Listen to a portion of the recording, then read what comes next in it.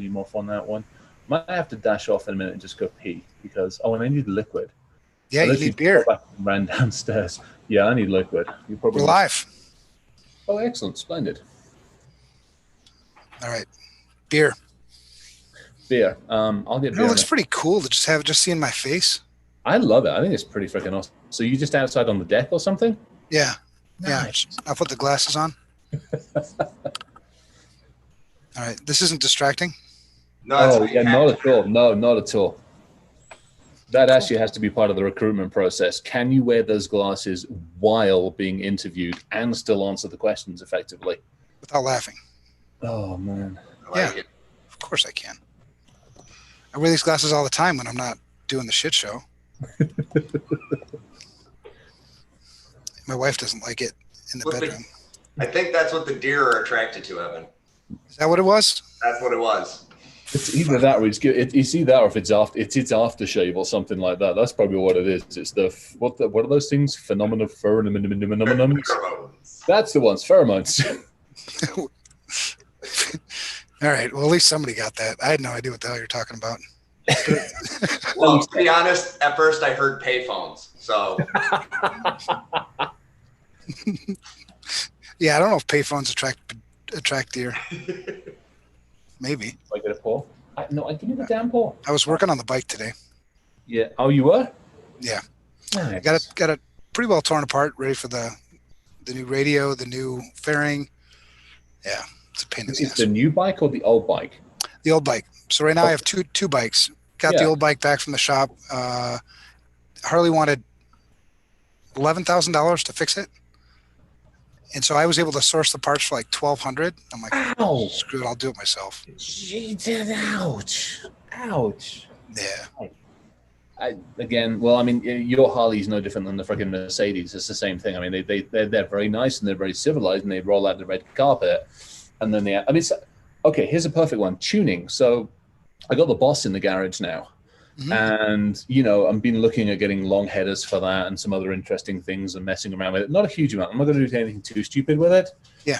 Because it's a gorgeous car as is. But I'm going to set a lowering springs, probably put long headers on it, and then get it a tune and give it a cold air intake.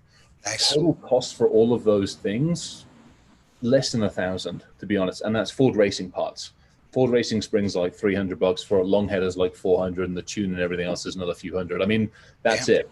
So I was talking with a really good friend of mine who will help me with all that stuff. I priced out the same kind of thing with the AMG that we've got in the garage. Just the tuning on the AMG is $4,300. The exhaust for the AMG is $4,600. And I gave up at that point because getting the full tune and everything else is $17,500. I'm like, yeah, no, I'm going to stick with the Boss. Yep. Plus the Boss is better ass, man. It's got so much life. I'm freaking loving that thing. It's beautiful. I bought it and I got credit on it deliberately so that I can actually rebuild my credit because I wasn't able to, with all the shit. And it was like, okay, if I'm going to buy something and get some part of it on credit, I at least want to enjoy the ruddy thing. So, I found a bank that didn't actually completely cause chaos and mayhem. So at least I can build that. But yeah, the Boss has been. I took the baffle plates out of it the other week, got under it, got the baffle plates out of it, and then had the shop take out the resonators and just weld in basically a pair of straight back pipes on that one. Yeah. It's gorgeous. I love it. Just purple. And that 302 in there, just 7,500 RPM, and it's just screaming beautifully. Yeah. And where you live, you have some open roads, right? So you can take that thing out. Open roads and mountains. And to give full credit, like seriously give full credit, I had a new generation Saline for a while. And I mean, that thing handled like it was on fucking ice. I mean, it was 700 and odd horsepower out of stock. But that thing was just, it was window looking stupid. This is the previous generation. So it's a 2012 Ford. They have done so freaking much to that thing to tie down. I took it up to the mountain roads. And I'm kicking around those roads, not quite in the same way that I used to kick around in like some of the other stupid stuff I've had, but I'm kicking around those roads and that thing's hanging on. It's hanging on for dear life. And I'm like, okay, they sorted this. They didn't do the cynical slap a sticker on it and call it something. They actually did a lot of good shit to this thing. That's cool. Yeah. That is very cool. Well, we're heading out to. I'm excited for Sturgis. That's coming pretty soon, and I don't know how much shit I'm going to catch. I may have to self quarantine Ryan for a couple of weeks after I get back because there's going to be so much COVID. And, yeah. Oh yeah. Well, you're going to catch hell from certain people. So.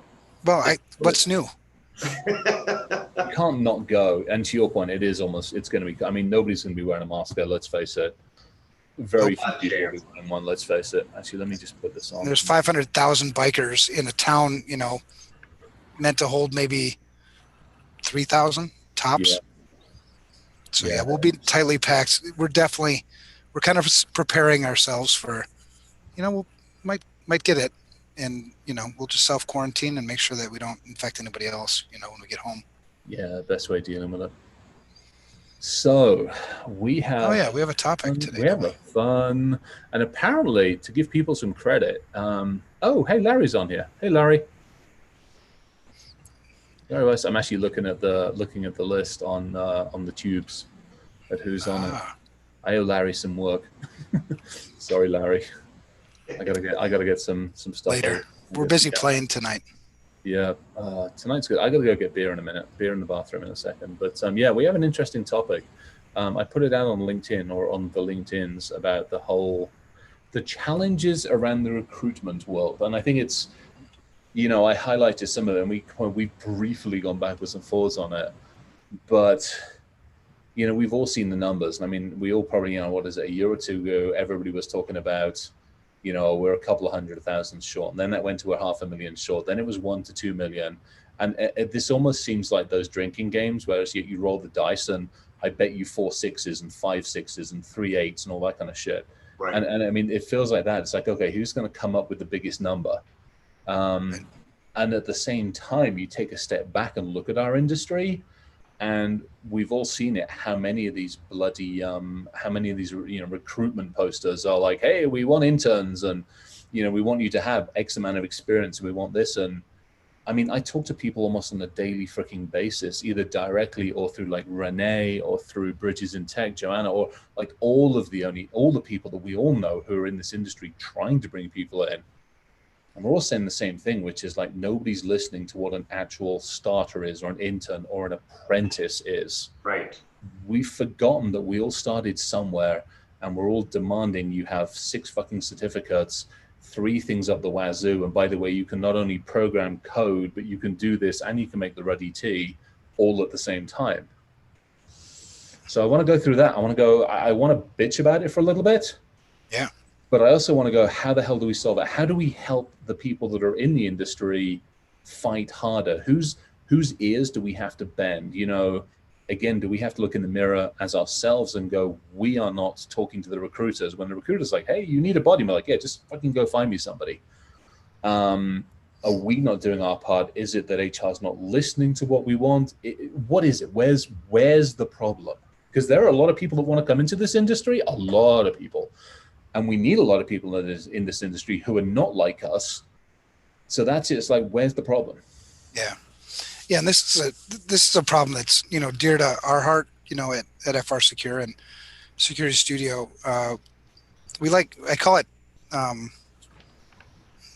growing. Well, I guess maybe growing unicorns. And now unicorn has got a different connotation in the world, but it's if you hire for the intangibles, you can teach people security. I mean, it's not rocket science, but so many people want these, I want all the certs, all the experience, but I only want to pay $50,000, or, did you see, oh God, I was on a great call. I think it was Joanna Udu, the Bridges in Tech stuff, and Katia was talking, and we suddenly brought up the fact that like CompTIA you can now get your CompTIA certs, and you can put the cost of those on fucking credit. And the APR, I'm not kidding, you can go look at that. The APR for this is between 10 and 30%. I'm like, that's loan charge. Yeah, I'm not kidding. Well, I'll find it somewhere. It's out there. I mean, if you I just saw it today. Because I was snapping a link for somebody who wants to get into the industry. How much does CompTIA cost? How do I like 1,000 or 2,000 for each cert, and they got a lot. I only thought they had like Security Plus and A Plus and one.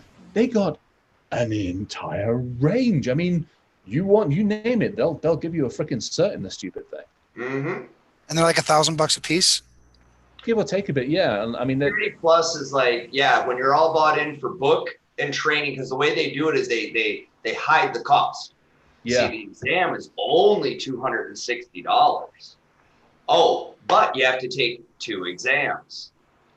And then, now you're paying, for 2 exams. Oh, and you got to buy the training book and you got to get the training. Oh, you want to watch the video? That's an extra fee, right? So it's part of the problem is it's a racket to get into the industry to begin with.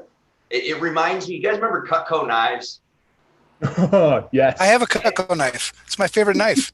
And so for like a brief period, when times were tough and I was trying to side hustle, I went to a job interview, and mind you, I found it in a newspaper, right? And I sat, and I'm about 10 minutes into this thing, and I realized it's a sales pitch to hustle my family.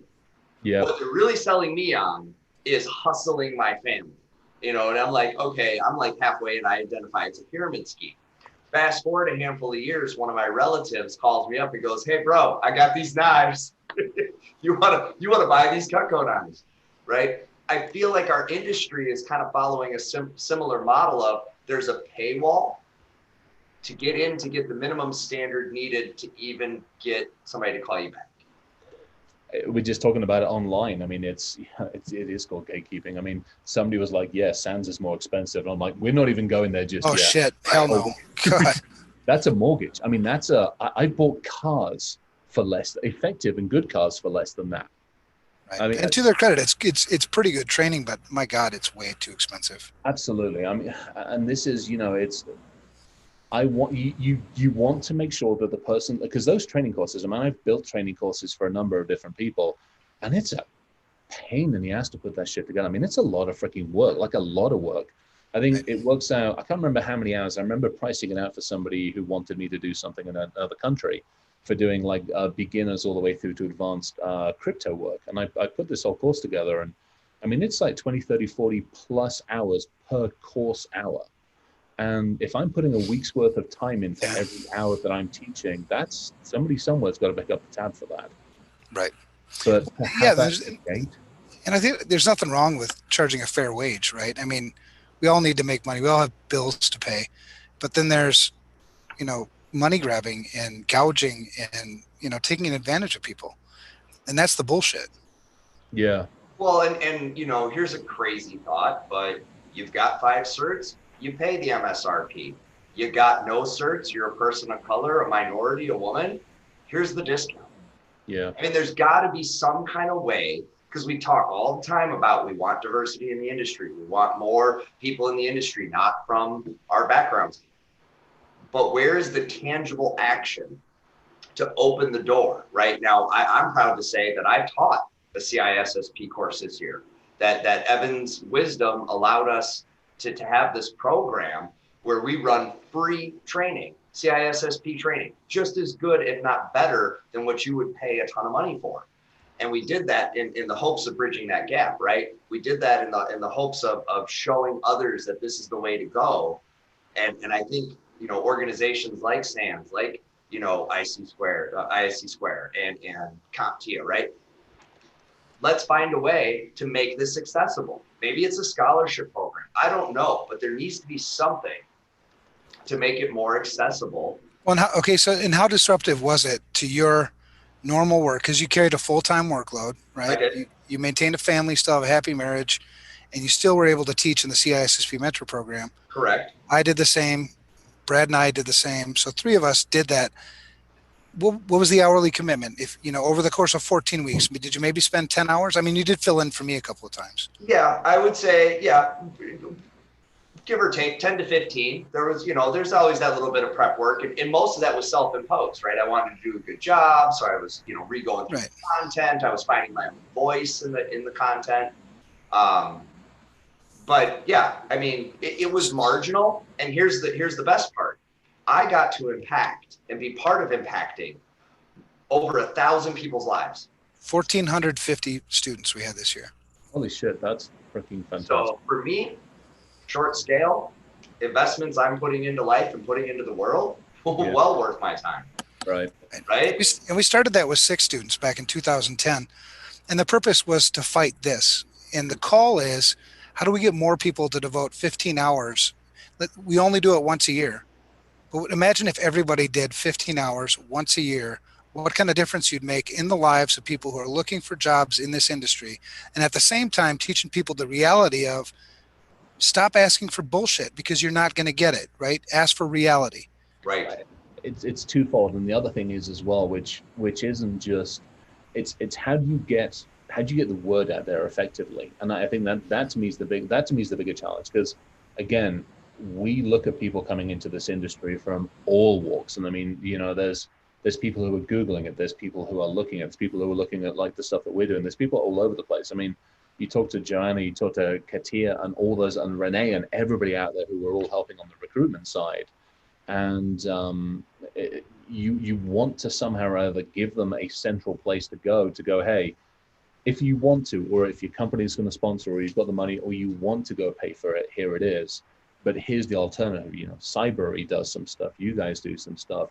There's stuff out there. The .mil.gov side of the world does stuff. I mean, there's definitely alternatives, but so much of that isn't documented well enough that people actually are able to see it and understand it, and not get caught into the buy 6 certs, get 1 for free, and PS we'll guarantee you a job.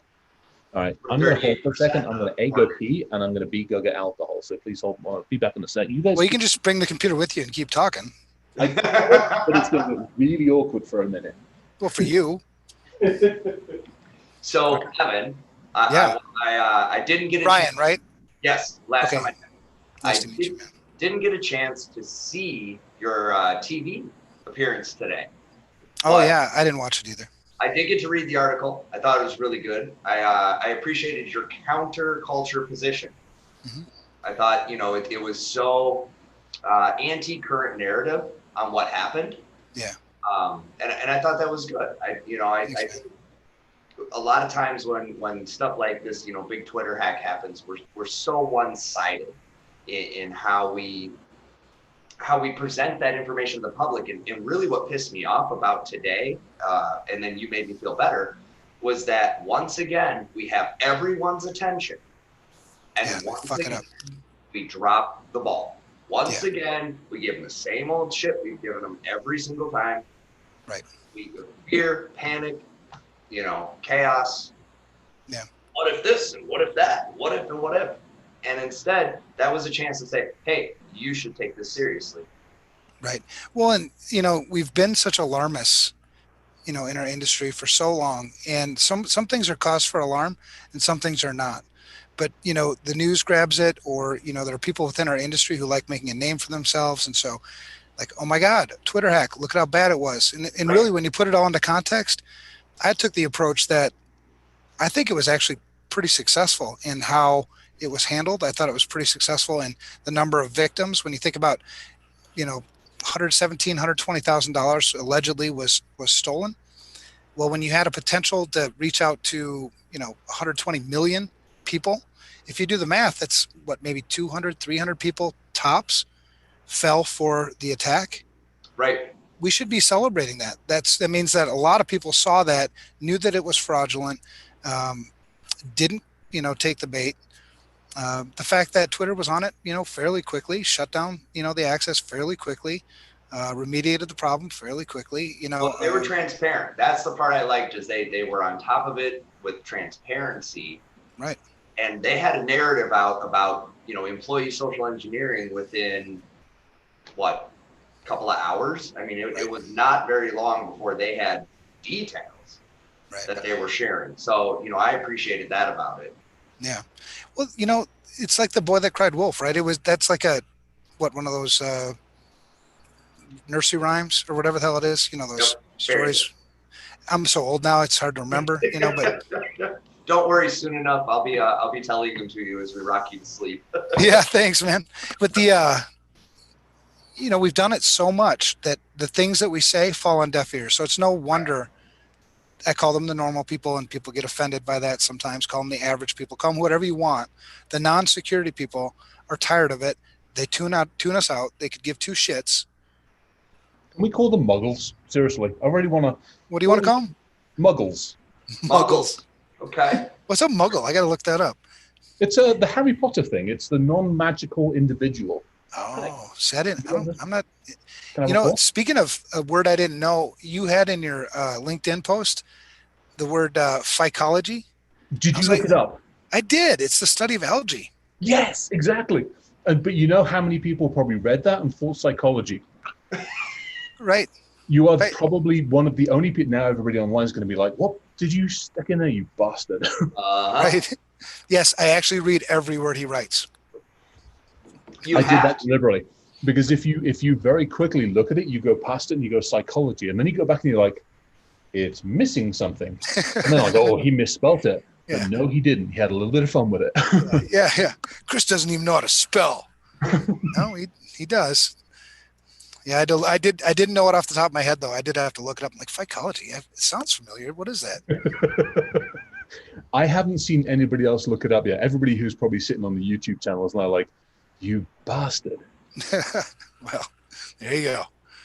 Yeah, Neat. I had so much fun with that one because I'm like, I mean, you know, we only talked about it today because of all the shit that's gone on with the rest of the week. But this has been brewing for a while. And so it was one of those, it's like, okay, I want to put something, I want to have a good topic to talk about. And I wanted to put it up on LinkedIn because I didn't put last week's stuff on LinkedIn. I just didn't have a chance to do it. I culture cytoplankton for my reef tanks. Oh, you're awesome. So you know exactly what I was talking about. Anyway, Lucas has an interesting style, an interesting hobby. By the way, speaking of which, okay, so I was out last night with my daughter. My daughter and I had an off-site meeting last night. Nice. She managed we were at Loggerheads on Friday. Let's just leave it at that for the minute. Very big Loggerheads. And how old is she? 16 and a half. Oh yeah, well, that's normal. Exactly. So we were at Loggerheads. We took a day or two to cool, and then she got hold of me and she's like, I'd like to sit and talk. And I'm like, okay. She's like, but can we meet somewhere not at the house? And I'm like, oh God, what shit is about to be dropped on me? Right. But we actually had an off-site meeting yesterday, and it was actually really good. We actually sat down at a restaurant outside, and we had a freaking good conversation, like a seriously good conversation. But all that to be said, I had a beer there from somewhere I have never had a beer from before, and holy shit, it was good. Like seriously good beer. I got talking to the guy behind the bar, and he's like, "You realize the brewery is like right around the corner?" I'm like, "Oh." So I went around the brewery and I literally just opened the fridge and I went, mine. Because they have all sorts. So this is from a New Image, and it is a denomination of origin from Uganda. Oh wow! But it's actually based over here. And what they do, I think it's actually they use some kind of extra bean or stuff in it. So this is getting cracked open. But the one I had was denomination of origin, and it was something else. It was a different one, and good stuff. Just beautiful. Nice. Yeah. I live in a small town in Minnesota called Laconia, and a block from my house is a brewery. Ooh. Yeah, but I quit drinking. I quit drinking. I don't know how long it's been now. 19 years ago. And it was funny when I quit drinking. That's when they came out with all these cool ass craft beer things. They never had any of that shit when I was drinking, and so now I'm like, what the hell? You waited for me to quit? That is like a black hole in a glass. Yeah, it is emitting it is absorbing light. Looks smooth. Yeah, it is gorgeous. Okay. We're all waiting. Ooh. And all right. Okay, that's good. I got a all right. We're good. Let's get back to business now. What's going on? So something about security or something, or what the hell? If I know on this one. This week is definitely. Seriously, who gets tasered this week? I mean, at this point in time, I mean, it really is. It is definitely. Yeah. All right. So here's a question for the two of you, and probably for people who are actually listening. Is there a disconnect between the IT department and the HR/recruiting department? Yes. Well, and that's what I feel. And 100%. It sounds like you two are in the same boat. I want people who are listening as well. I want the same kind of. I want to know, because we all talk about DevSecOps and we all talk about how we need to integrate with the rest of security and how we need to talk to leadership and. But who the hell is having the conversations with HR? No one. Kids. Well, Nobody. That's why they Google it and they wind up with these crazy job requirements. well, it's not even just HR, but I think a lot of IT people have no idea what the hell they're hiring for. Well, What that's skill sets, they need. How many times do they buy shit that just sits on it just becomes, shelfware because you don't have anybody with the skill to run that shit. Too often than we probably want to admit. Let's be perfectly honest. And I still run into people who, are saying, yeah, we need, some DevSecOps guys. And like, what's DevSecOps? Well, it's that thing they got to do because I Right. heard it at a conference. And they're like, oh, well, don't you know? I'm like, yeah, I know, but I'm not hiring for one. What are you buying? Well, it's development and security and operations, and stuff. Integrated and, All right. So then I have another. Is Cloutier? Cloutier, are you on? If you are, for God's sake, speak up. Because if you're not, so Cloutier is great. She hangs out. She's got her own. She's all over bloody LinkedIn. But there's apparently like a NIST standard for recruiting and for certs and all that kind of stuff. I can't remember what the hell it is. Somebody can probably tell me what it is. But so here's my question. Okay, we are a fragmented industry. No two ways about it. We all understand that. But could we not, are there any standards to say an entry-level individual should have A, B, and C? And basics, we can talk about those in a minute. Somebody who has 2 to 3 years of experience that's going... You should have a pulse. You should have... That would be useful. Right. We've probably bled them dry by that point. Let's be perfectly honest. There's so many of the freaking pen test puppy mills. I'm using something Justin Whitehead coined that one.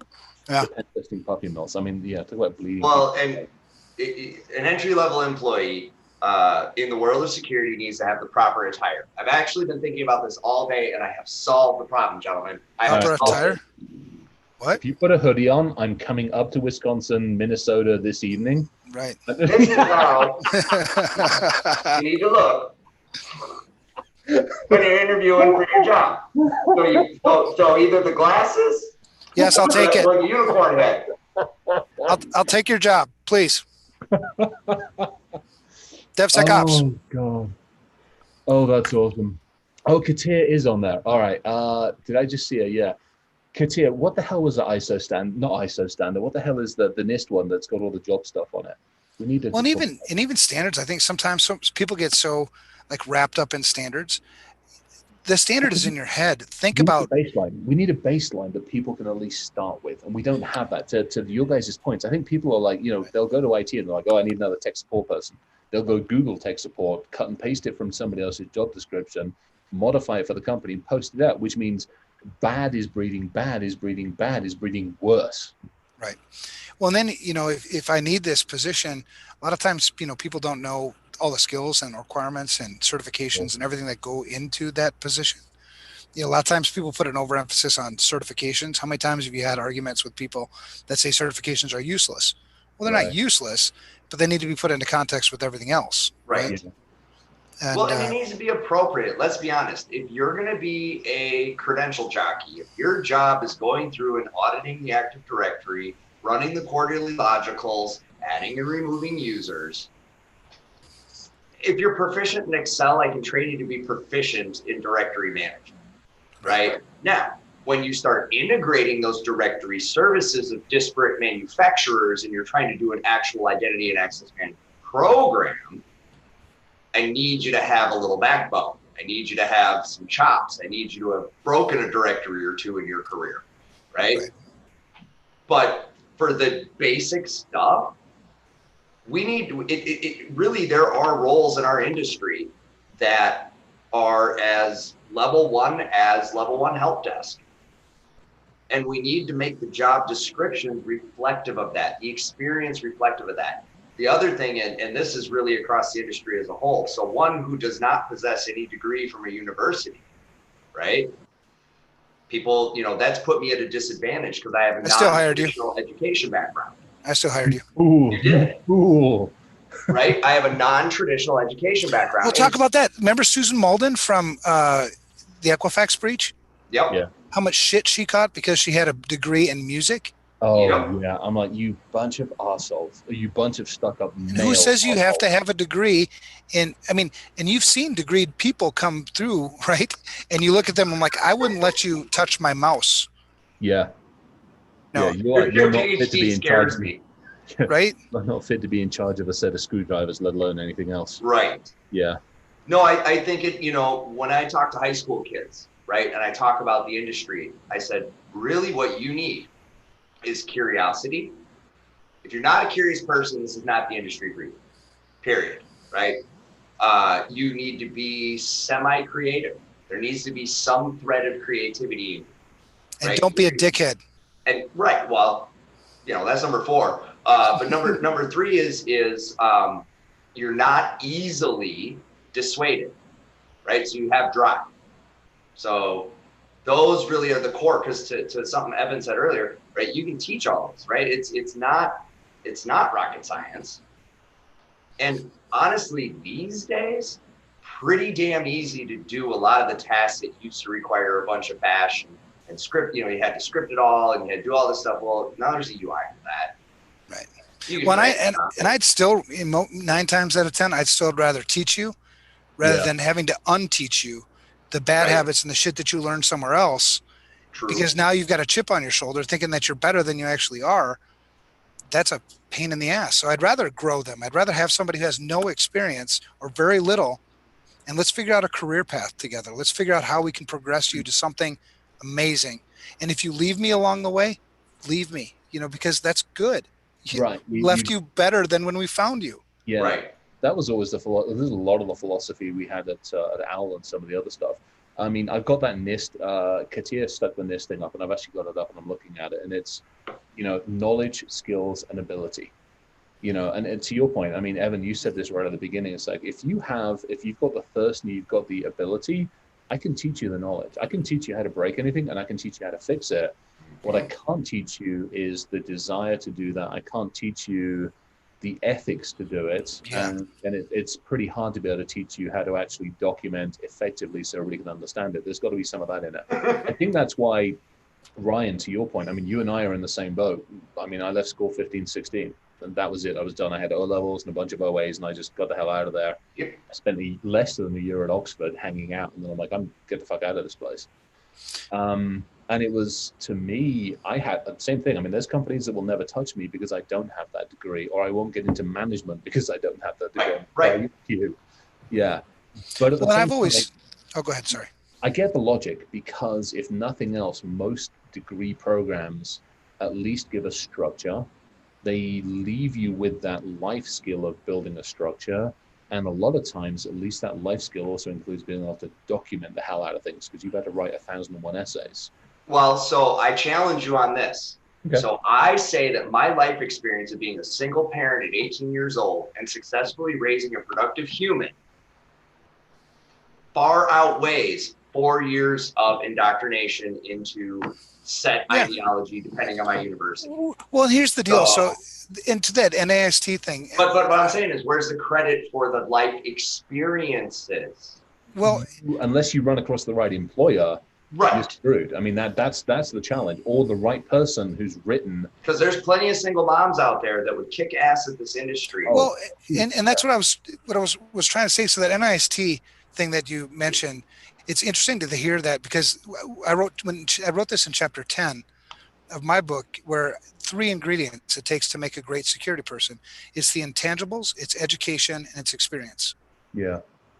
And I can't teach you to be a good person. That's the intangibles thing, right? Either got it or you don't.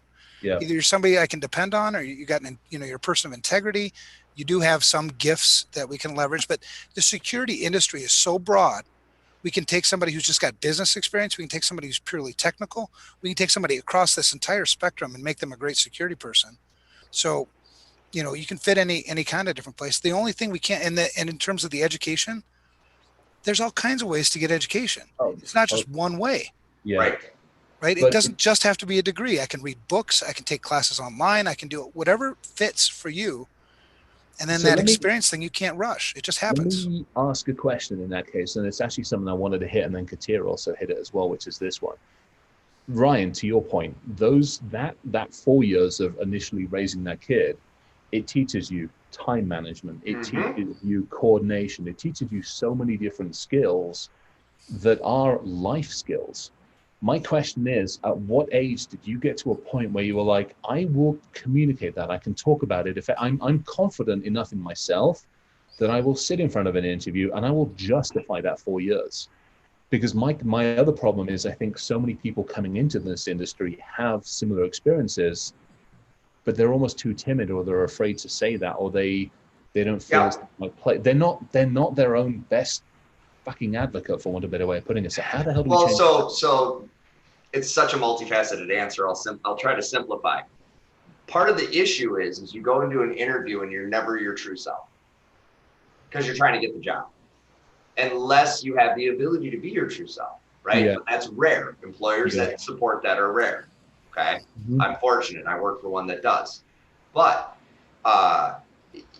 so you're already at that disadvantage where you're trying to be whatever you think they want so that you land the gig, so you get the money, because the kid is at home hungry. Let's not underestimate, when you're interviewing for a job, more often than not, it's because the one you currently have is traumatic to you. Right. Or you're in need of money. Yeah. And we know when human beings start to hit, Maslow's hierarchy here. Yep. Okay. Yeah. I need food on the table. Do you need me to be the dancing bear on the front page? I'll do it. Okay. Yeah. And so that aside, because I really think that's part of the brokenness. Like you should, as a hiring manager, strive to figure out what your employees' strengths are. What are you really good at? Because you might be here interviewing for this job, but turns out you're way better suited for a different job. Because I actually took time to learn your skills. I took time to see what, and it doesn't have to be a lot of time. An interview is what, half an hour? You can figure this out in half an hour. You just got to ask better questions. Yeah. So I think, but to get to the true answer to your question, yes, there was a time in which I had skills and talent that I was uncomfortable bringing to the market because I lacked means of backing it up. Yeah. I could pass all the tests, but I didn't have a thing, right? I had a GED and then this magic gap. Yeah. Right. Go look at my LinkedIn. Prior to 2007, I might as well not be alive. So I have this magic gap I can't explain. Right. Okay. Nor do I want to. Jail time. But it's there. Right. And so during that gap, I gained a lot of experience. So it's kind of, it's interesting to see how you work with that. And I think there should be a minimum. And I think interviewers, we can do a better job as security professionals at writing. So Chris, this is my challenge to you. You, I, and Evan are going to co-author the interview guide. Or can we grab some of the, so we've, yes, we want the community to help. We want to know what this should look like. Rachel, and a few other people. Yes. We almost crowdsource that. Yes. We still have a challenge from last week. We still have to go door to door. We do, and we will. We haven't done that yet. Sturgis in COVID, so we can't go door to door after you get COVID. Next week. I have a little bit of up on that one. I've actually had conversations with people that I would never have conversations with about security. I was at Ace Hardware earlier on today buying some paint for the fence. And I'm talking to the lady behind there, and we talk about accents. We start talking about the accent. Then from that, we had the conversation about what do I do? What am I doing over here? So we talked about security. And I'm like, hey, have you thought about security? And she's like, no. And I'm like, let's talk about your telephone for a minute. Spend the next 10, 15 minutes just talking about telephone security, TikTok, Snapchat, in a way that you could just see the eyes were like, holy shit. Okay, I'm going to think about that. Thank you. Yeah. So I owe you $50 is what you're telling me. No, hold on to it. Keep it, because I literally honestly want to go door to door around my neighborhood because I know I scare some of them. Right. But I want to get some leaflets printed and literally go door to door and just go, hello, I'd like to have a conversation. Yeah. I mean, I've already owned their wireless. My poor next door neighbor to the north of me, when we first turned up here, had a nice wireless network that I made friends with and used to hit North Korea and some other stupid shit like that. And he's changed it now. He's changed it a couple of times. The latest one is, this is not my network. This is your network. This is somebody else's. And I've already changed one of his networks to, this is my network too. I mean, you just got to leave a sniffer running for long enough, and it eventually is like, ping. I'm like, thank you. Yeah, oh yeah. It's a matter of time. Ryan and I were going to go door to door, and we have Justin back at our office who is going to record it. So we're going to do kind of a series of, them recording, because I'd love to hear the conversations, when I show up door to door, and make it kind of fun. Like, I'm Brother Evan, and this is, Brother Ryan. We're from the Church of Security or whatever the hell we're from, and we'd like to talk to you. Can we come in and sit down with you for a minute? Can we fellowship with you? Whatever. Right? I'm actually hitting Rachel up on the channel as a, hey, if she can, we got to get coordinated on this, because, we're going to get an hour into this and we'll freaking forget this. Yeah, for sure. But I think that's so we keep asking, what does it take? So here's one of the things I think we can do, because let's be honest, guys, you're either good at interviewing as an interviewer or an interviewee, or you're not. And I have had plenty of interviews where the person doing the interview was a travesty. And because of my social engineering skills, I use that opportunity to take control of the interview, right? Now I'm doing the question asking, they have a good experience, I land the gig. Yeah. Okay. And their identity. Well, stuff and things. That comes later. Start paying me my bi-monthly paycheck, and then I'm going to pwn your ass. Exactly. Yeah. But, the point being there, though, that you have to, know if you're not good at it, that's where these resources can help you. And I think saying, these are the types of things, because honestly, if you ask somebody, are you a curious person? That tells me more about who I'm hiring than anything else.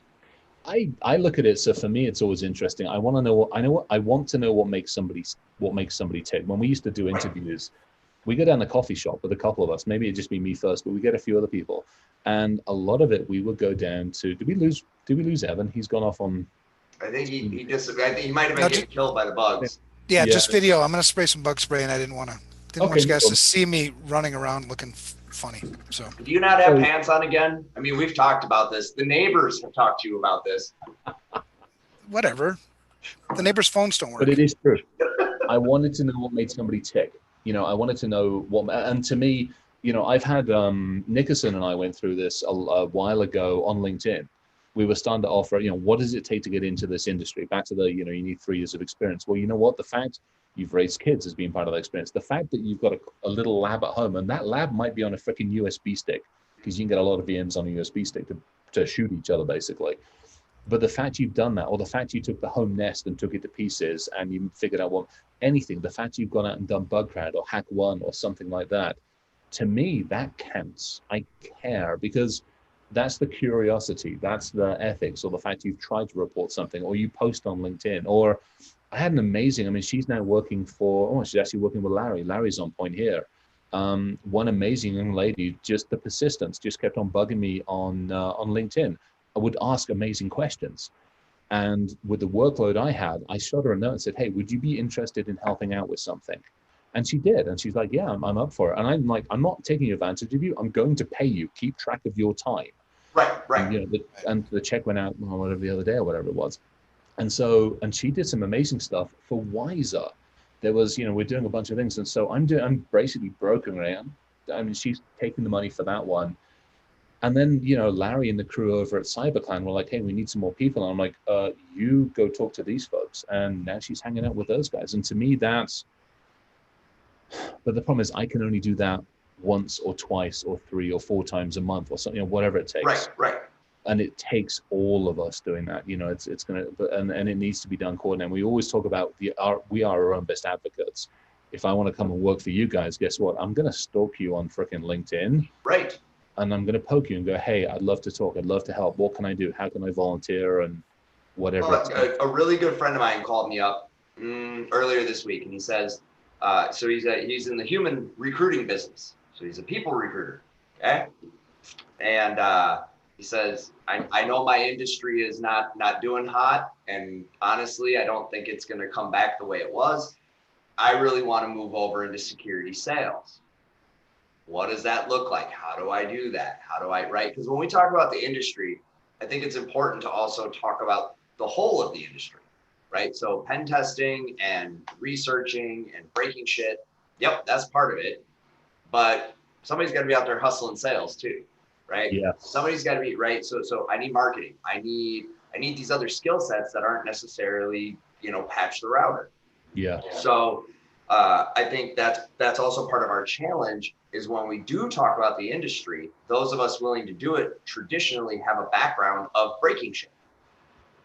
And so when we talk about it, we talk about it as the breaking shit angle. We don't necessarily go, hey, if you're really good at selling stuff, this is a great, industry for you to consider. We don't target those people. And so when he asked me what he could do to be different, because I want to not just convert him into the industry, but truly convert him, I said, go get your security plus. Because a sales guy with a security plus carries a much bigger stick than a sales guy without. Didn't say go get a CISSP, right? I said go get a security plus. I told somebody today, they were asking me about they're in sales and they want to get better at technology. I said go get your A plus. Yeah. Right? It gives you the bread box. I can't hear you.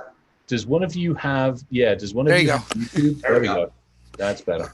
Well, there's so many skills that from other positions that translate really well into our position, into our industry, right?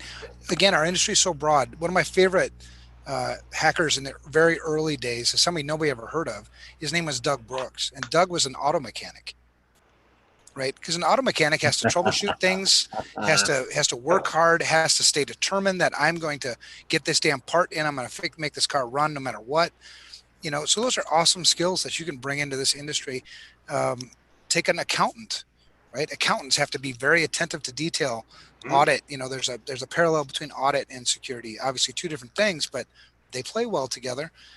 So, I mean, if you think of all these positions that are not security positions, they have skills that we can leverage here. So, for people that want to come from they want to transition jobs, there's a place for you, right? Well, don't be intimidated by the bullshit. So there's the other crowdsource. Let's make that map. Well, okay, so here's the other thing. Add into that, the map I like the idea of. But here's my other big ask on this one. Again, I've stood up at conferences and they're like, oh, we don't have enough people. I'm like, go down the fucking unemployment line. Go talk to the plumbers, the electricians, the people who used to work in the hotels, the people that used to wait and serve on you because everything's now closed down.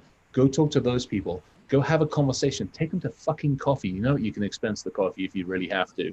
Right. Out there, who's got a spark, and then run them through an apprenticeship program. Yep. A good buddy of mine is he lives in Auster. Auster Minks. He lives down. Well, you do, Ryan. Yeah, I know Auster. Yep. He leads tech services at FR Secure. Oh, nice. But he lives in Kentucky, right? Coal country. Where the coal industry is basically decimated. But there are a number of, I think, information security companies, at least one that's not ours, because we don't have a big enough presence down there, but really dedicated to retraining these men and women that were in the coal mines. So, I mean, just think like you were a coal miner and now you're a security person. There is a translation there. You just have to make it. Yes. Justin Whitehead is another one. I mean, Justin is now got his own company, kicking ass on the security, on the speaker circuit, all this other stuff. We first met him, I think he was a good friend of Chester's. So Whitehead was an EMT up on the snow slopes and was also a night physical security guard at a company. I think that's a company we were not far off of breaking into years ago. So he wanted to be in our industry, and former Green Beret. I mean, another one we're all touched in the head. Let's face it. But he was definitely, former Army, former Green, and all the other kind of crazy special forces shenanigans. We drag him out. He comes out. He does his thing. We sit him down. We literally day one. We're like, okay, how do you learn? He's like, I read. We handed him a stack of books. I kid you not. It was like 2 or 3 foot tall on the table, and a laptop, and go start digging, start asking questions. Yeah. Fast forward several years, he kicked ass immediately. I mean, talk about somebody who was fucking motivated. He kicked ass. He then went to the pen testing, did more. He's now leading talks, leading conversations, running his own company, and it's just like, yes. But again, no formal education, no formal way in here, and came in through word of mouth and conversation. You take a flyer on people. Well, and no matter how bad, maybe HR people or IT people or people who are hiring want a single way to get into this industry. It doesn't exist. It's not going to exist. And the reason why is because how security works. Right. We all want security to fit nicely into a bucket. And if it did fit nicely into a bucket, then we could have one way into it. But the thing is, information security doesn't fit into a bucket. It's in all of your buckets, right? It expands across everything. So there is no one way into this industry. Lots of ways. Embrace people, embrace the things that they bring to the table, and teach them. Well, and I think that we can use our collective voice. Okay. And I'm talking to the audience, I'm talking to the listeners, I'm talking to you guys.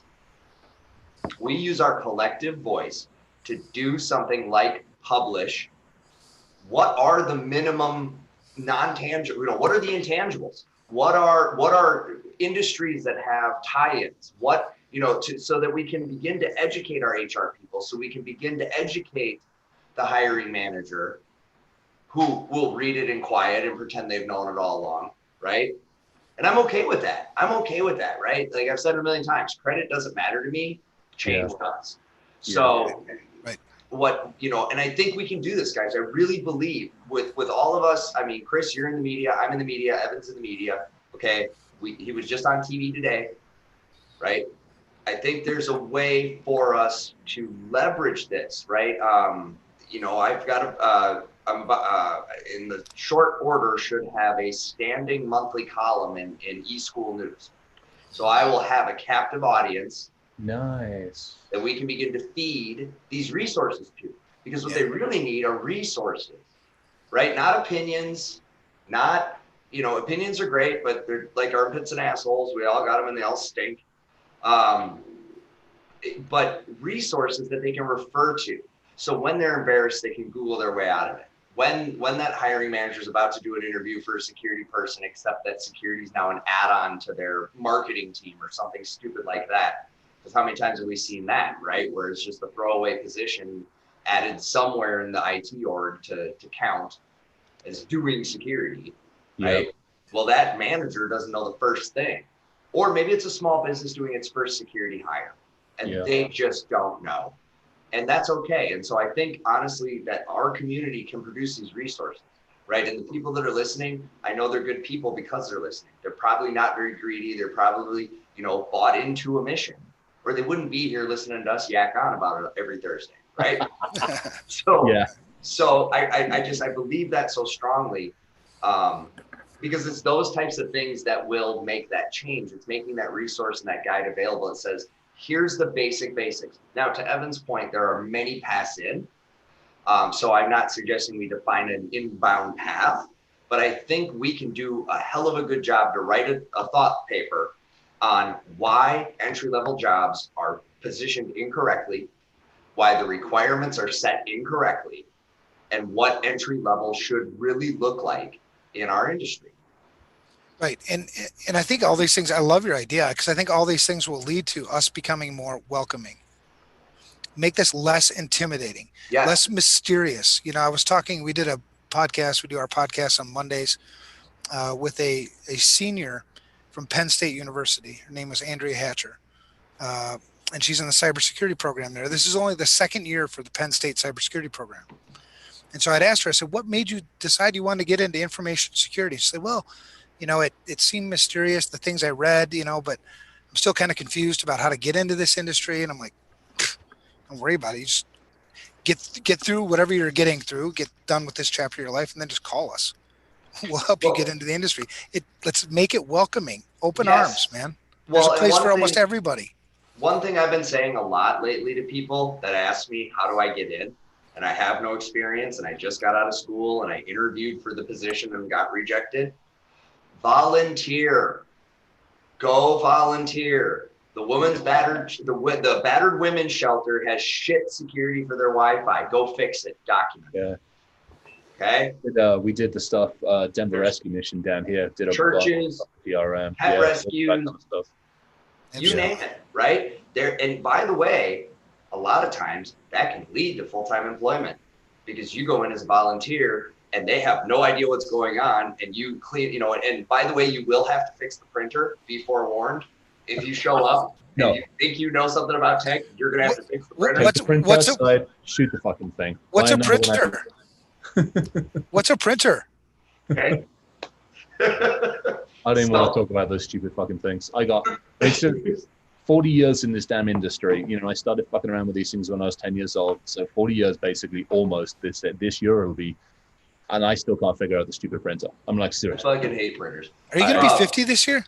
I will be 50 this year. I'm also going to be 50 this year. When's your birthday? Mine's December. Oh, I got you by a month or less. November. All right, old man. Yeah. All right, I'm gonna have to make a note of that. Yeah, he's the old man. Yeah, Ryan, you're like what, 20? Did you get your driver's license yet? No, my permit probation period expires in a few weeks. Okay, so just a few more behind the wheels with me, and we should be all right. Okay. I'm only 10 years younger than you guys. I know you look so young though, except for you got this little gray hair. It's I got. Look, if you look close, yeah, plenty of gray. You're almost looking like what do they call it? Raccoon. Oh, thanks. A beautiful raccoon. Not, one you that know what the secret is, guys? I try to spend most of my day happy. You are happy, man, and so that's one of the things I love about you. I mean, you have. I was talking to somebody the other day, and I mean, Deb Kermack is an amazing lady, and I don't know how she can do it. I can't do it. I mean, she is literally rainbows and unicorns almost every single time I see her, and she's got some hardships. I mean, she's got some challenges and some life things to work out. And this is a lady that actually used to counsel inside prisons, kids inside prisons and stuff like that. Yet she's fucking unicorns and rainbows. And I'm like, I can't, it doesn't compute. Right. I mean, I'm lucky if I see a fucking unicorn like once a week, because the rest of the time I want to kill everybody. Well, you have to look for them. They're hiding. I do. I love this stupid thing. Am I hunting them with the wrong gun? This is the question. Well, and I can speak from my own experience. The reasons why, we hired Ryan. He's dependable. The guy steps up for everything, and I'm not just blowing smoke. He's got all the intangibles, every single intangible that we needed for the position that we had him for. And I don't know if I ever even asked him about his skills. I knew he had skills, obviously, because you're a security guy, so you got something. We don't talk about these things, right? But then it's all proven out, right? It's proven out. Ryan and I will have couple hour long conversations about just lifey things. But in that, is all the relationship about security. You got to kind of love the people you work with, so I'm never going to hire somebody that every quarter I get up in front of the whole company and I give my little spiel about whatever the hell I'm thinking. I don't ever prepare a talk, but I almost always say, look around the room, and not this time it'll be a virtual room, but there are no dickheads here. Yeah. Not a single one. All of you are just like amazing people. And we're going to start there because if you're an amazing person and you're bought into a mission and we're working on the same things together, you'll take the time to read that book. You'll take the time to learn whatever it is you need to learn to fit your role. Yeah. I wish more people would do that. It's a huge difference. Yeah. It's, well, and so not to blow smoke back Evan's way. Oh God, here we are. It's a love fest. It is a cuddly love fest. It is. Get a room. So no, you know what it is? It's the empowerment and the expectation of, do a good job. That bar is set, right? It's get your shit handled. Okay. We have a very luxurious PTO setup, and it's all based on the premise that you get your shit done. And so what I like about Evan is he empowers. Like, this is what leaders need to do, by the way, is you hire people into your org, empower them to grow in the spaces that they can grow into. And if it's not a space they can grow in, find a way to make that not their problem. Right? It really is it's the empowerment factor, right? Yeah. And when you work for an organization that gives a shit, it's inherent that you want to do well for them. You know what I mean? It just, and if you don't have that in you, well, so maybe work a job that doesn't involve people. So maybe water plants or something. Here's a question. You guys are relatively unique. Let's be perfectly honest. the company, the organization, the way you do things, how you've done things. Let's just say as a percentage, how many, again, we look at everybody coming into this industry, how many people are likely to end up in an industry where they've got like Evan or I or some other person there who actually cares about the human more than they care about, a number of other things. I mean, 5%? Well, what's the percentage of private companies? Well, even that's iffy, because I mean, private equals sometimes private You're more likely to find it in a private company than you will in a public. That's been my experience. Yeah, no. Let's say that you don't find it. The point isn't what you can get. I mean, it almost sounds like President, JFK. It's what you can give back. So I worked for a lot of shitty companies. I mean, I worked for, I almost called them out by name, a bunch of them. But I worked for a lot of shitty. We're allowed to. It's the shit show. I got no problem holding people over the coals. All right. Well, U.S. Bank, Wells Fargo, United Health. I mean, they were companies where they're not shitty companies. Where I worked, what I did was a shitty place, right? I didn't feel a purpose. Yeah. I didn't feel like I was making a difference. And so in my mind, I knew that if I just endure, fight through it, eventually I'll have a place where I'm leading. Either I'm going to be leading in one of these companies, a team, or I'm going to be leading a company myself. And when I do that, I'm going to set the example of how I wish I was led or how I want to be led myself, right? So even those people that are getting new into this industry or you're maybe not in management, if you get into management, it's time for you to step up your game and be like that. Yeah, right? That's a big one. So I think a lot of people aren't working for companies where we actually value, and it sounds corny, but I actually love the people that work for us. I love Ryan. I care about him, his family, his dog, his wife, all that shit. It's not shit, but it's the shit show. So exactly. Yeah, we know exactly what you mean. Depends on the day. Trust me. Sometimes the dog and the wife are shit. Right. Yeah. But I think you can only influence your area of influence. So what's my area of influence? It expands sometimes. But we have the internet, so I'm going to argue it's the planet. Well, maybe, but nobody's reading my shit. I'm with him on this one because again, so this goes back to the grooming conversation from last week. We're still having some internal discussions. I'm like, guys, enough of this shit, and actually let's get some action done. And if it means, and to me, this is where I like what we're doing. And we've got a decent audience with us. It's like, okay, now is the time for action. And I got to be honest with Ryan's point. It's like we have the ability, let's face it, to reach a whole lot of people, like the internet. And I think if we do put something out there and promote it, and Cloutier Dean's got her book out, and I grabbed a copy of it and I read it a while ago, and it goes into how to get in, things to think about.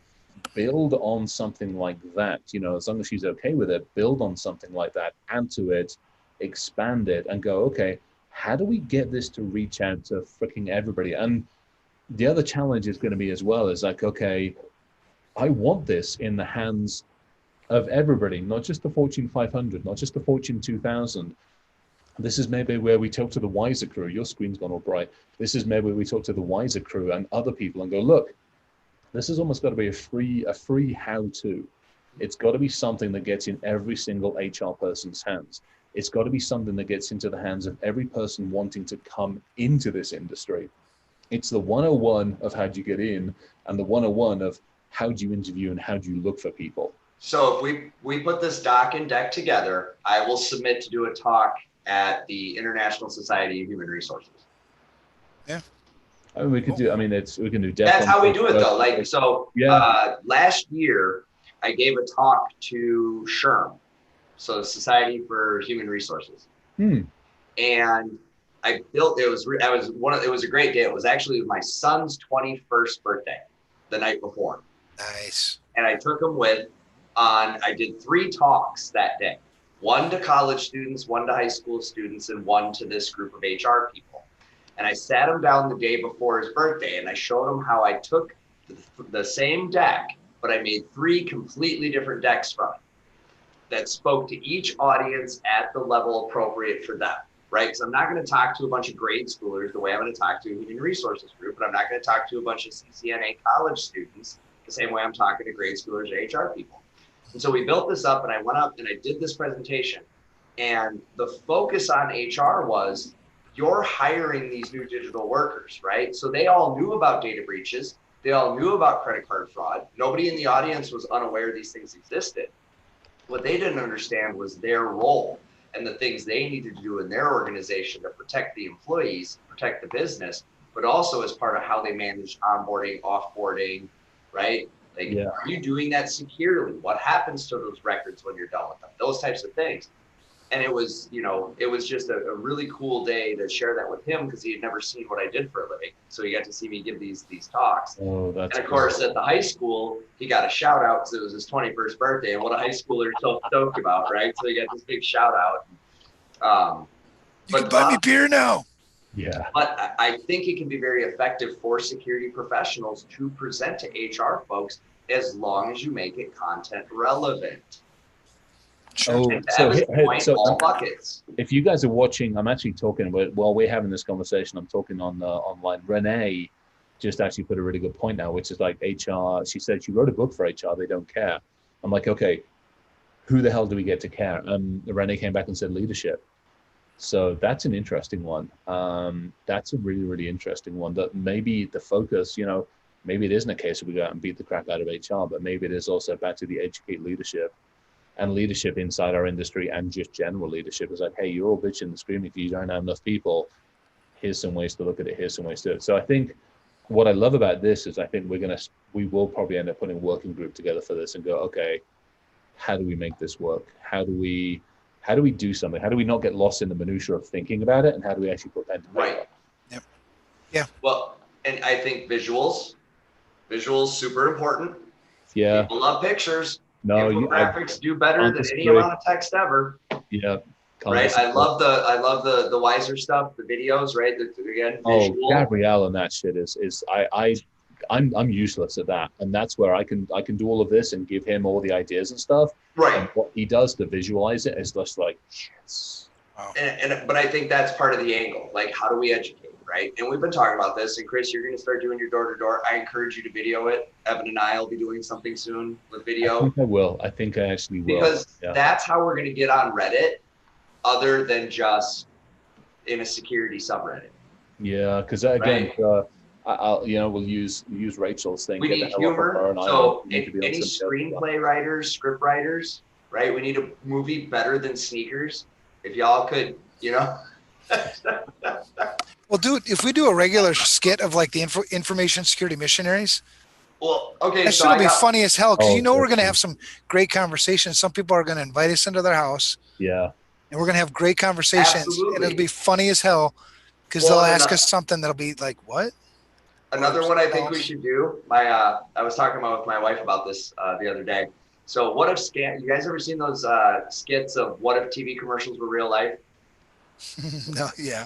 I don't have a television. I just want to admit this one now. I don't. Okay. Like big ass around the basically, house. Fucking TV.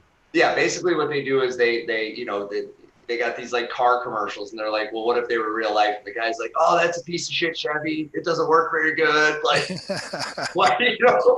So what I thought was, what if scam calls are real life? So somebody, you go up to the front door and they're like, hi, I'm with the IRS. A judge or a magistrate or an attorney needs to speak to you right now. You haven't paid taxes in 55 years.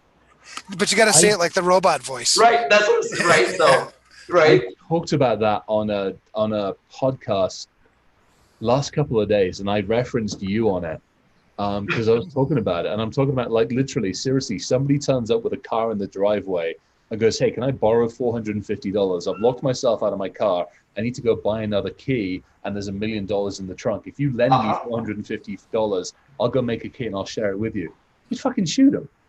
I mean, literally, you shoot him and cut the bonnet. I mean, but we do that online all the time. All right, quick break for a second. Apparently Gina's online, and her daughter is here and wants to come to the dark side. So Nia, get your ass onto the dark side. We have everybody's cookies. And we kind of know what to do with them. So get your ass over here. Come cause chaos and mayhem in the world. Yay. All right, back to what we're talking about. Nice. Love it. Shut up. Welcome to the club. Oh my gosh, yeah. We do need that t-shirt. We have everybody's cookies. Oh, yeah, shit. I got to find out what happened to your t-shirt. It should be on its way to you.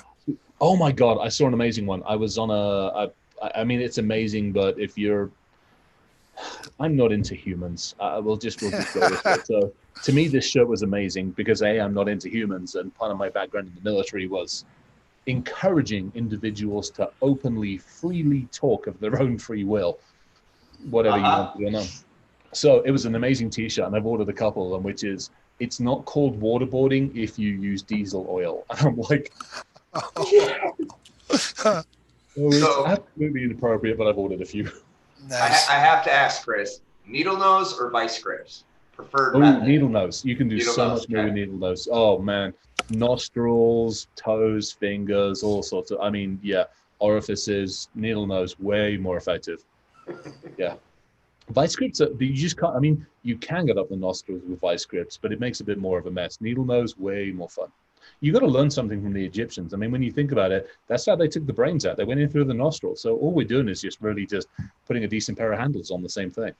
Well, I'm pretty sure COVID testing is now on the list of approved enhanced interrogation techniques. Ooh, Oh yeah, when they stick that According damn to those that have swab. had it. Oh yeah. wow, that'd be fun. Yeah. Um, Oh gosh, yeah. Do you guys remember Jinx Hackware from years ago? Mhm. I miss them. They still have the Jinx stuff, but it's gone off on a complete freaking tangent. I always remember. I mean, they had the Yeah, I Magic haven't. Missiles ones. They had some amazing, amazing T-shirts, and I miss.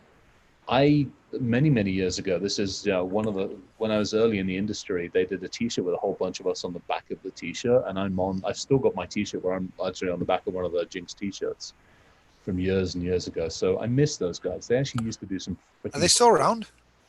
I think I think they are, but it's more like skatewear and stuff like that. And they've got a Oh. whole bunch of weird stuff. And I miss the fun hackware stuff that they used to do. Hmm. All Yeah. right. So anyway, Renee, where the hell was she? All right. So thank you, buddy. C-suite VPs and boards have the money and power to make differences, not HR. All right. So I think okay. So two things we're gonna have to do. One, we got to come up with a list of things to do. Katya's got the book. I think we rope a whole bunch of people in here. Hmm. Rachel, we love you. We might have to ask for some help on the coordination, please, because we got three fucking squirrels here. Yeah, Rachel's Um, awesome. yeah. Oh, somebody sent me a flying. Speaking of squirrels, somebody sent me an amazing flying squirrel.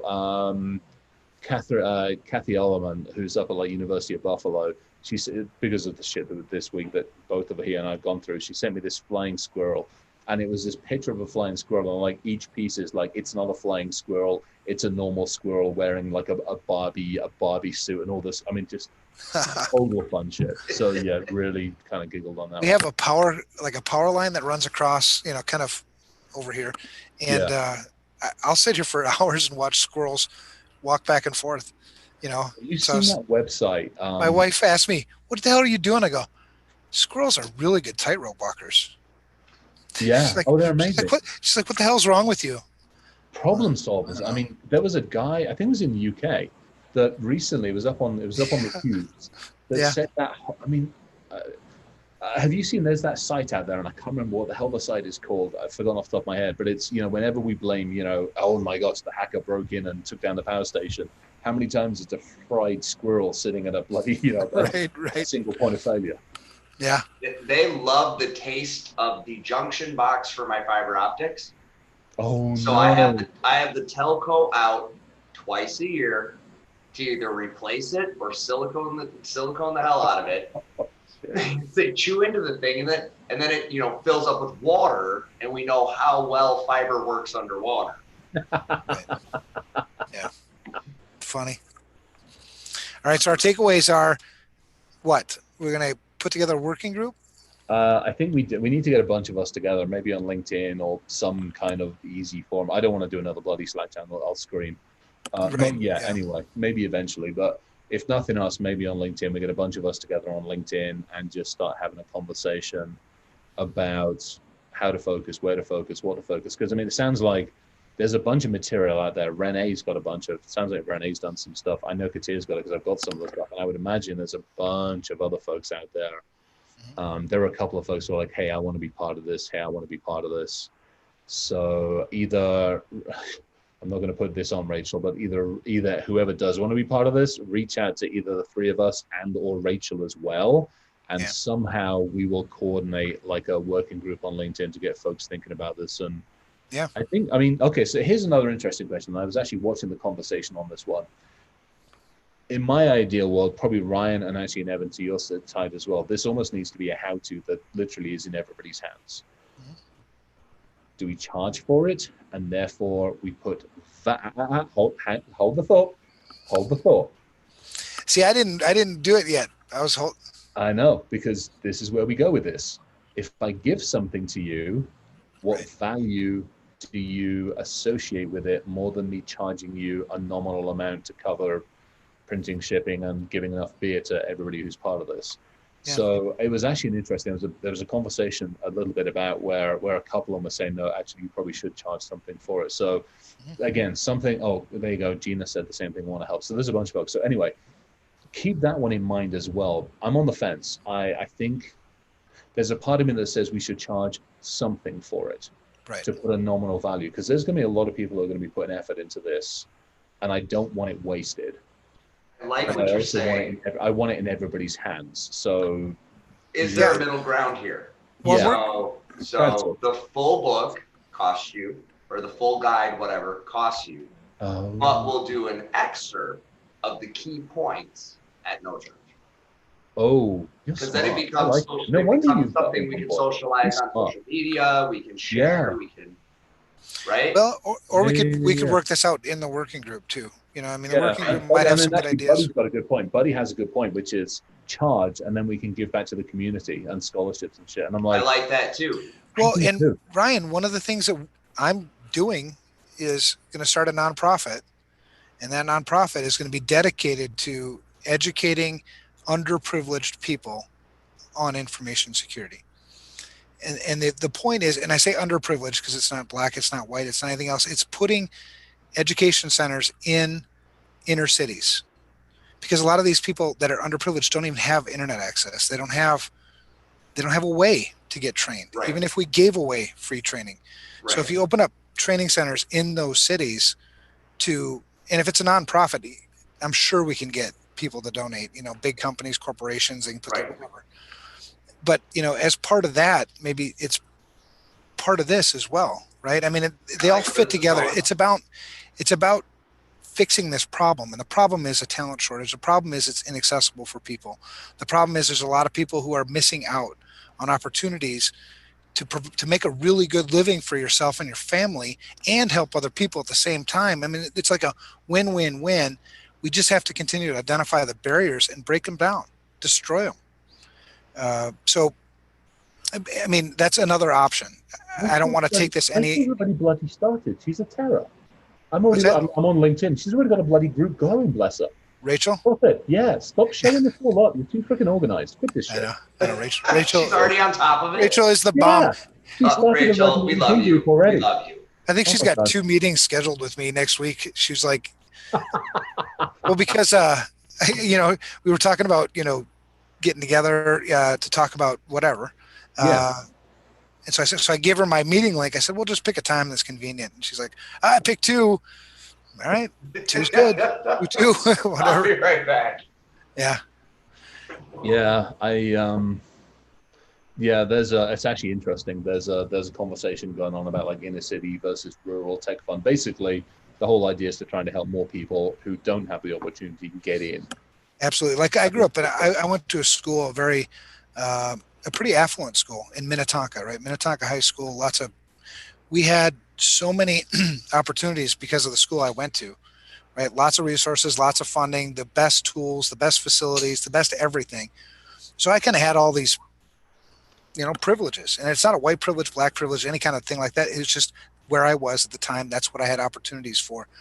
A lot of these people in the inner cities just don't have, and even potentially rural, where things are sort of dying out. People are leaving the small towns. Yeah, I think it's trying. I mean, so the other person I want to bring into this, Rachel, if you're listening on this one as well, is Tony Bryan. He's got an amazing thing going with the apprenticeship stuff. So it's called Cyber Up, and it's all about, a lot of it's bringing people from the .mil side of the world in, not using their GI Bill, but trying to bring them in like the apprenticeship route as well. Yeah. So getting Yeah. him in on something like this, I think would be absolutely fantastic, because he's part of like the apprenticeship working group at the NICE. So the same stuff that we're talking about the CISSP stuff, Yeah. get him and his thoughts on this, because then that expands it out. And I think, I mean, there's movement, and we all know that something's got to change. And I mean, again, if we can put our foot down and actually kick something on this one, then it'd be freaking awesome. Right. Yeah, because we intend on moving our CISSP mentor program into the nonprofit, which is, 1,500 students or whatever. I mean, anybody else who wants to participate, either partner or become part of it, it doesn't matter. I could give two shits about money. It's about solving this problem. We have so many damn problems to solve in this industry, and they're all solvable. They just take a hell of a lot of work. They take a hell of a lot of coordination, and they take some commitment. And so if people would have the resolve to move together, shit, that's the only way you're going to fix it. Yeah, no, wholeheartedly agree. And I think this is, I don't, it's interesting. Okay, so this is another really interesting thing. I mean, most weeks I put a LinkedIn post out about what we're going to be talking about. Not all weeks, but at least, what are we? This is like the 10th one, isn't it? Something like that. It is. I think it is. Hey, we beat the 10th anniversary. Woo! So this is, I mean, out of all of the 10, I think I've probably published on maybe like 5 or 6 of them or something like that, maybe a few more. This one garnered way more interest than I think most of the other stuff we've talked about. And I think it really shows that, there are definitely some topics that are more topical or more whatever. And this one really seems, this one seems to have hit a few people like, hey, I like this one.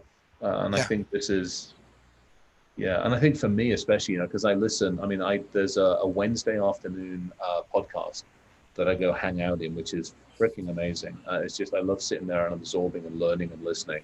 And, I listened to that one, then Renee's, and then I did the CISO up thing a couple of today. It was all this week, which was absolutely fantastic.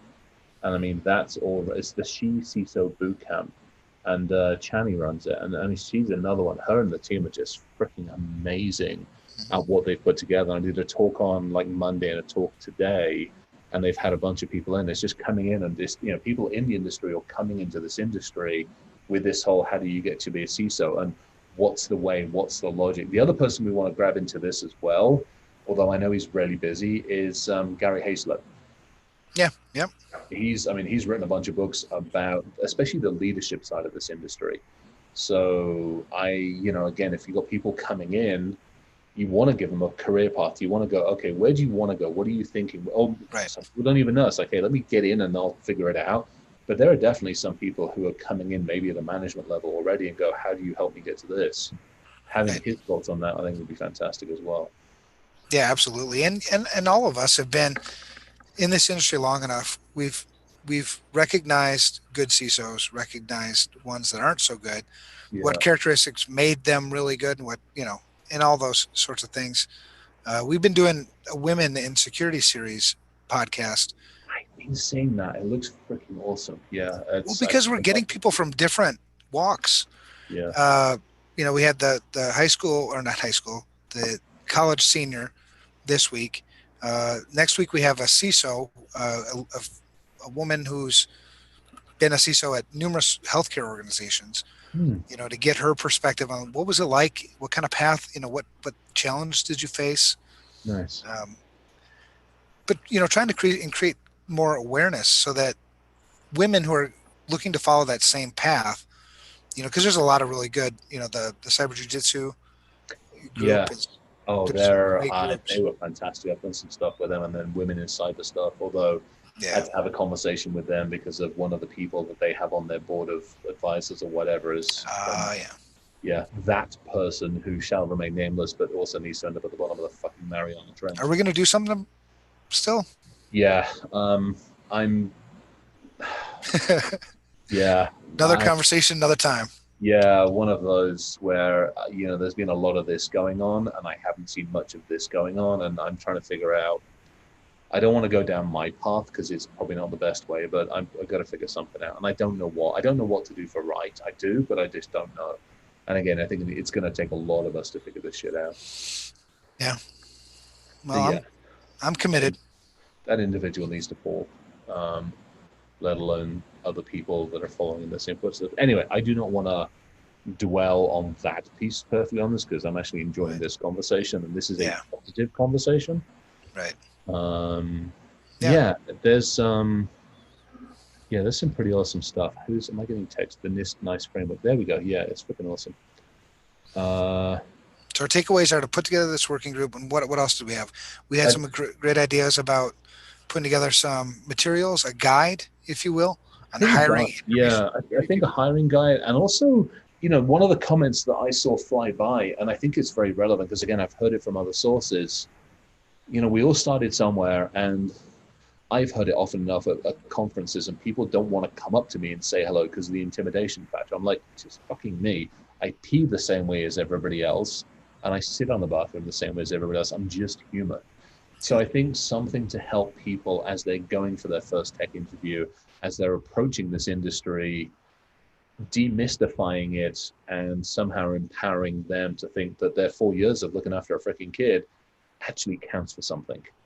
That that they've done actually counts for something. When I truly believe, and it hasn't been disproven, that there's a place for everybody. Yeah, sometimes it is at the bottom of the Mariana Trench, but I would agree with you. True, sometimes. But and I think it'll help with imposter syndrome. Who doesn't have that? Oh, Mitnick. Yeah, right, there you go. The only guy who writes a book all in third person. the world's only guy that's the imposter doesn't have the syndrome. Oh, God. Sorry, no, seriously, think about that. Think about that. Think about that for a second, because it's always been mystical what achieving a certain, like, when are you good at your job? What skill set? What this and that, right? And I think honestly, part of that is the black hole of mystery, and you have to have all this craziness to even get into the thing, and then it's like, oh shit, well, are you better at this than me? And how good at this am I actually supposed to be considered professional at? Because let's be honest, there's a certain line where you go from professional to artist. Actually, that's a really good point. No, although if you're a, I'm probably going to upset some people now, and I really don't care. For those that call themselves gurus in this industry, you go from successful to your egos. Actually, your ego appears like 5 minutes before you do. Yeah. And there's a few other terms. Yeah, we also need to have a terminology thing in there. I did this once upon a time. I got a LinkedIn profile somewhere where I broke down like guru and all this other shit. But you're right. The imposter thing is actually really interesting. I feel like that way on a pretty regular basis sometimes. But because I'm telling you, if you start researching the industry as a non-person in it, and you start finding all these articles about imposter syndrome, it definitely doesn't set you up for feeling good about it. Yeah. So wait, these people have been doing this for 25 years and they're not even sure if they know anything? But you know what? The thing that I love, because there's a positive to imposter syndrome. The part I like is it shows that your ego's in check and that you're self-aware. True. Yeah, and I think that's the big one. It does keep you in check. I think the other interesting part. Okay, so again, let's look at how old or how young this industry is versus, say, finance. Finance has been around for 3,000-4,000 years, give or take a bit. Yes, it's evolved. Yes, it's changed, but it's finance. Left column should add up to the right column. If it doesn't, something's wrong. Your pinnacle of finance is adding both of those columns up successfully, quickly, and effectively every single time. That's it. That's your pinnacle. And that hasn't really changed. Let's be perfectly honest. Whereas in our industry, shit's changing. I mean, we're making shit up every single damn day. Let's face it. This whole industry is crazy on the evolutionary scale. Well, I saw a post on Twitter today that said the guy that created the Fast API says I saw a job post looking for 5 years of experience. I only built it a year and a half ago. Yeah. Right. I mean, and that's what. How does that even work? That is so a math problem. You can't. You'd be surprised how many people can't do math. Well, unfortunately, I wouldn't be because I interact with people. But if you ever seen them try to make change, the worst part about this coin shortage is at the end of it, none of these kids are going to know how to do change at all. Oh, okay. So They what the can't hell do is it that? now. I walked into Ace Hardware, and I mean, I'm looking, and there's a little thing saying, please don't ask for check. I'm like, what are you on about? And they're like, yeah, there's a coin shortage. I'm like, when? What did I miss? I mean, what the fuck? Yeah, right. Well, so what they're saying is basically because all the coin operated businesses, so the laundromats and Well, and the Mint, didn't the Mint have some Mint coronavirus? had some issues. People are hoarding, so There's it's like multi-faceted. billions of fucking coins out there. 48 billion, and 2 billion of them are pennies that people throw in the garbage or leave on the ground. Why are we not picking this shit up? I do. I don't care how I do guilty the that pick a penny penny is. up. Now, I'll pick a penny up, but if actually, I take that back. I will sometimes pick it up and put it somewhere else where somebody else can find it because I'm like, I'm feeling okay for today. Today, I got my shit together. But there are other times I've picked it up and gone, okay, I can get through today. I'm 1 cent ahead. That's something I learned from my father. 1 penny more is 1 penny more. Never, ever turn your nose up at a penny. Yeah. That's money. See, you guys are 100 of them together, you got $1. you guys are way nicer. I pick up the penny and I throw it at a friend. Like I peg him off with it. I'm just saying we're blessed. Sharpen the edges first, or do you leave it relatively? Yeah, you can sharpen the edges just on the asphalt. But no, you're right. I mean, I'll pick it up, but for me, it's that pick a penny up and all day long good luck thing. But my takeaway is we're blessed to live in a country where we treat money as garbage. It's true. Ooh, yeah. So you want to talk privilege? It starts there. That's okay. We treat money as garbage. Yeah, That's a good point. That was the wisest thing in this podcast or in this show today. I love that. That's it's a different show right. for a different day. Well, it's convicting, we'll talk right? about how companies spend their money like it's garbage. It's convicting. So I actually I'm fortunate. I live in a very nice neck of the woods, and there is a country club that we're members of and all that crazy shit. And we're actually just up there hanging out with the staff up there, and just talking. And there's the stuff like that. There's 4 or 5 folks that we actually like hanging out with because the rest of them treat it as privilege. And to me, it's back to the same thing. It's just I don't treat it that way. I respect it. I appreciate it. I've worked my ass off for it. But I'm still very, very careful about it. Mm-hmm. And there are so many that are not. Well, and that's why it's on us to build the bridges. No, I like that. I think that's actually so true. No, I like this. This has been a freaking amazing topic. And I love the conversations. Like, seriously, hugely appreciated for all the people that have joined in on this one. I mean, this one's hit. I mean, we're like 10,000 hits on this one so far. And I only posted it this afternoon on LinkedIn, for goodness sakes. Well, we got 32 watching, and they're 92 minutes in. I know. I love I'm you all. feeling good for being, late at night. You can't keep my attention that long. I feel like we owe everybody beer or something. We got to figure this one up. We need a beer. All right, so I'll give you.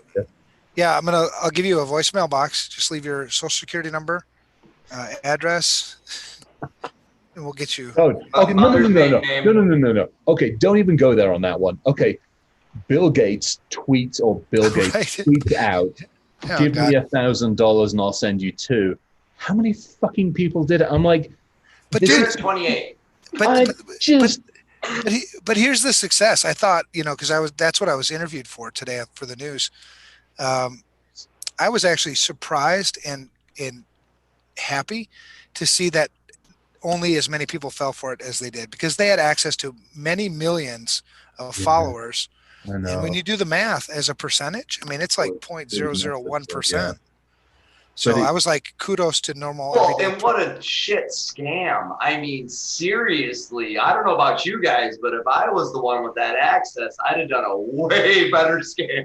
Oh, yeah. That was another thing that the news people asked. They're like, so do you think this was state sponsored? I was like, no. Not a chance. Not a chance. Yeah, they're like, first off, they've had the access and they're actively using it and you don't know. So, right. Well, yeah. It's and I can't laugh like you just did, to the news person, because then they feel like it's big. Yeah. But I was like, yeah, no, it's not nation state. Well, it could be though, right? No. Yeah, seriously, I highly doubt it. Well, could this be used to influence the election? Not anymore. Not Yeah, this not the one. way Yeah, to do yeah. it. They're going to have to figure out a whole other set of stamps on this Exactly. one. Right. Yeah. If I was going to do it for that, I Well, kind of so blew you know my what wad already. the working theory now is by someone in our community that because this was so ridiculous that it's actually a distraction tactic for Something And I'm else. like, really? I'm like, are you sure they're just not stupid criminals that didn't know how to? Because what I heard was they were a bunch of SIM swappers that decided Exactly. to step out of their wheelhouse because SIM swapping is not so lucrative anymore, a lot harder to do these days. So now they want to jump into the scam and fraud market, doing the email hijacking. Nation state isn't into the gimmicky, fumbling around bullshit to distract you from what's. They don't need to. They don't need to do sleight of hand. When they hack you, you don't know it. You Well, give no shit, money. exactly. You give money to the companies that have hacked product by them that you then buy and run. I mean, let's be honest for a second. The Intel divide by zero error, anyone? Well, I mean, this is like the NSA was a couple month or two ago. The NSA was very, very nice and gave us a vulnerability that had been existing in Microsoft or something, or Apple or something. I'm like, no, the fucking NSA is not being nice. It just means that vulnerability has been discovered by the other side. They can't.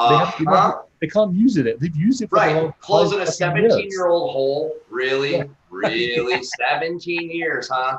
You're telling me with all your robust security checks that you didn't catch a 17-year-old in your DNS? Really? I struggle to believe this. Oh, I just, Well, I mean, that's... Chris, do you remember the divide by zero in Intel? Yes. What happened when you fed it code? Poof, done. All done now. Don't work no more, never. Oh, yeah. Right? We would refer to that as a safety mechanism on an export control. Yes. Yep. Oh, we didn't stop doing that, by the way, in case anyone's confused. Yeah. Oh, yeah. No, it's this industry's got some love and life in it, hasn't it? Well, and that's another show, but But that's why part of our issue is some of these vulns are there because they're there. I might have to recuse myself on that. I will have to be a little careful on that one. I bet you will. Yeah, we can have a. But that's why you focus on the basics. That's part of the challenge, right? But that's also on the higher end. I'll wear my Ant Farm T-shirt at that point in time. See how many people get that reference. Oh dear, oh life. Yeah, actually, that would be an interesting one. That will be an interesting conversation. Yeah, but I don't need the visits. I don't need the home visits, so we're good. No, I don't need to stuff. You don't need the home visits either. But honestly, it is. You notice I shut up when you guys start talking this shit. Yeah, well, that's because you don't need the home visits either. Oh man, I was expecting one after calling them a bunch of freaking crayon eaters the other week, and I'm surprised I got nothing more than a smiley face from a good friend of mine inside one of them. He's like, "Yeah, you're not wrong." I'm like, "I love you." I know they're listening. Well, hi, thank you for all you do to keep us safe. Appreciate it. Well, but they're fighting so many fires right now. Oh, God, are you kidding? Their hands are so full. My heart goes out to them. And I was talking to the reporter today too about kind of the vigilantism in our industry. What can we do as an information security community to help law enforcement more? And I'm not saying be vigilante and break the law ourselves, but there's a lot more we can do, I think, to help them fight. That would be an interesting one. I think a lot is being done, but a lot's not being talked about deliberately for a ton of different reasons. Right. That would be an interesting conversation. I think there's a lot being done. We'll have that conversation. That would actually be an interesting one. Actually, so that's interesting. JG's all put how much do degrees matter nowadays and how big are certs now? Didn't we just go through some of this already? What was the question? How much do degrees matter and how big are certs nowadays? Well, I always think of the three buckets, right? Intangibles, education, and experience. Yeah. So what you've invested in is that education bucket. Yep. You're still missing, I don't know what your intangibles are. You might be a complete jerk. And so here's the education. You have no experience. Yeah, the education bucket's an interesting one because again, it's not even whether it's relevant or not relevant. To me, it's like, what did you actually take away? Yeah, yeah, It's to the point of, for me, honestly, to me, all the education gives me a knowledge on is one, arguably you understand how to take tests. hmm Secondly, hopefully you're organized, that you understand how to prep and design for 4 years worth of studying and tests. And thirdly, hopefully you can write shit down that other people will understand it. That's all I honestly care about for the most yeah, part out of any kind of degree. yeah, yeah. Well, and I think the relevancy these days is it's all relative to the hiring manager. It's relative to the company. Right. Yeah. A good example of this is, Google abandoned their degree requirement for developers, right? Because they understood that having a bachelor's in computer science isn't equal to writing good code. Exactly. And when I want a coder who can crack out 10,000 lines a day, I don't really give a shit what you went to school for. Can you write 10,000 lines of relatively bug-free code? And if you can do that, you're hired. Yep. So and it's even what's interesting because Chris, in your LinkedIn post, you had mentioned substances, right? Yeah. Well, we know that the intelligence communities, the FBI, yeah, if you work in the computer division, drug tests really just not, we're not going to bother. Field agents for sure. You're going to carry a gun. Yep, we want to piss test you. Yeah. You're going to work IT for us. Yeah, maybe not. We care so much. Yeah. Right. So when the FBI takes that position, it tells me two things. It tells me they have a perceived talent shortage because they're changing their position on a federally banned, right? Like, no, we're just So not going to drug test. well, I think so actually that's another interesting avenue that we probably need to address is, going into .mil or .gov side of the world. I think that's Well, it's a different animal. totally, but it's a hell of I love the relevance of it. And it's, again, I have a huge soft spot for the national. I mean, I have a huge soft spot for some of the government because they are so hamstrung, and in a lot of cases they have so many more rules than a lot of us have to deal with, Right. and it drives me nuts. Yeah, or want to deal with, should we say? Yeah, some of those rules are just unreasonable. Well, a lot of them are really good people too. Oh, I mean, there's some. Oh my God, there's some amazing people. Well, they don't do it for the pay. No shit. Well, same thing with National Guard. I mean, you look at the National Guard and the stuff they're doing, and then I mean, you've always thought about the National Guard as, you always see them in crisis situations, two civilians over the shoulder, yomping out of the middle of a fucking hurricane. Yet more and more and more, the National Guard is getting more and more brought into the cyber side of the world. So all the training and work that's being put into that. So, for people, again, that want to get into this industry, look at something like the Guard, look and go, okay, I can go volunteer and I can basically potentially get into the cyber command and I'll get a shit ton load of training. Some of it's fantastic. Some of it came out of the arc. Right. Pick and choose, but get the basics and stuff like that. So there's some really, really interesting areas on that side of the world. Some like really, really cool ways. Well, and for those that are students or parents of soon-to-be students, let me turn you on to something. The CIA will fund and the NSA will fund your child's entire education, and will give them a stipend of $30,000 to $60,000 a year on top of a free education if they put in 3 years of service. Yeah. And honestly, working for those agencies, I have a lot of time for a lot of folks. And I did a lot of work when I first came over to this country for one of those particular folks. And huge amount of freaking respect, like a serious ton of respect, and some really amazing people I know still inside there. Yeah, absolutely. It's there's a lot of good stuff. How we doing? Right. Holy smoke, hour and 45. How's everybody doing? We slapped 30 of you. Go to bed, for God's sakes. Right. I just got teamed from one of our colleagues who needs to go to bed, and who I'm talking to. I'm talking to you. Needs to go to bed and get some sleep, and can't do it because the live aspect of it. He doesn't want to miss a single second. Oh, that's awesome. I love it. It's actually, this was needed. I'm glad we did this tonight. I'm glad we hung out. I'm glad, and looking at the conversations, it makes me really happy. I think this is something where a lot of people have gotten behind us and gone, yeah, we need to do something about this. So Rachel apparently she's got a LinkedIn group going with quite a lot of people apparently. I'll start to blend it. Oh my God, good God. The hell are they? There's an entire separate conversation on freaking LinkedIn You guys quit it. You're about a bunch of fucking squirrels. And it goes on for I gotta pages. catch up on that. It goes on for pages. All right, I gotta go check that out. God, you guys are crazy, and I love you for it.